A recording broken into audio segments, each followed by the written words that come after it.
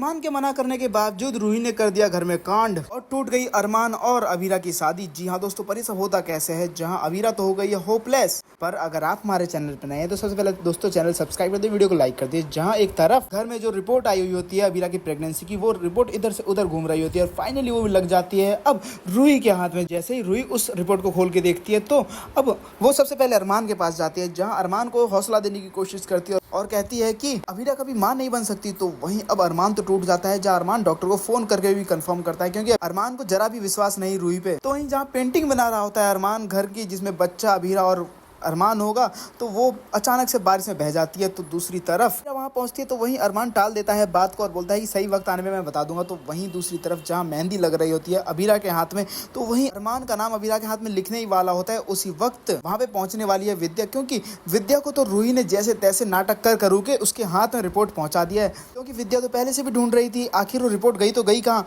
तो वहीं अब रूही जानबूझ के उस रिपोर्ट को विद्या के हाथ में थमा देती है और जैसे ही विद्या उस रिपोर्ट को देखती है, उसके बाद क्या था, उसके बाद विद्या जी गुस्से में जाती हैं और जाती हैं अवीरा का हाथ पकड़ लेती है बीच मेहंदी से ही और बोलते हैं कि अवीरा के हाथ में अरमान का नाम कभी नहीं लिखा जाएगा। जिसके बाद क्या था, जिसके बाद अवीरा बोलती है कि ऐसा क्यों, क्या हुआ माँ, आप ऐसा क्यों कर रही हो। तो वहीं दूसरी तरफ अब उस रिपोर्ट को दिखा देती है अवीरा के सामने विद्या और कहती है कि तुम कभी माँ नहीं बन सकती और मेरे बेटे का सपना है कि फैमिली और बच्चे का, वो सपना हमेशा के लिए टूट जाएगा और उसके टुकड़े हमेशा अरमान को चुभते रहेंगे। तो वहीं अब साफ साफ इनकार कर देती है विद्या और कहती है कि मैं ये शादी नहीं होने दूंगी। तो वहीं दूसरी तरफ ये सब सुनकर वो तो सदमे में आ जाती है। तो दूसरी तरफ संजय बोल पड़ते हैं कि ये लड़की कभी परिवार डिजर्व ही नहीं करती थी, इसीलिए तो इसके साथ ऐसा हुआ है और इसे हमारे परिवार में बोझ बना के रखने की जरूरत नहीं है, हम इस बोझ को और नहीं झेल सकते। तो दूसरी तरफ अब मनीष जी गुस्से में आ जाते हैं और वो संजय पे हाथ उठाने वाले होते हैं। तो वहीं वो बोलते हैं कि ये क्या तरीका है तुम्हारा बात करने का। जिसके बाद संजय बोलता है कि आप चाहे कुछ भी बोलो मनीष जी, मगर आप इस बात से नकार नहीं सकते कि अवीरा की कोख हमेशा सुनी रहेगी। इसके बाद अवीरा वहीं टूट जाती है और गिर पड़ती है। जिसके बाद अब मनीष उठाते हैं अवीरा को और बोलते हैं चल तू मेरे साथ। आंसू से इंसान पिघलते हैं, पत्थर नहीं।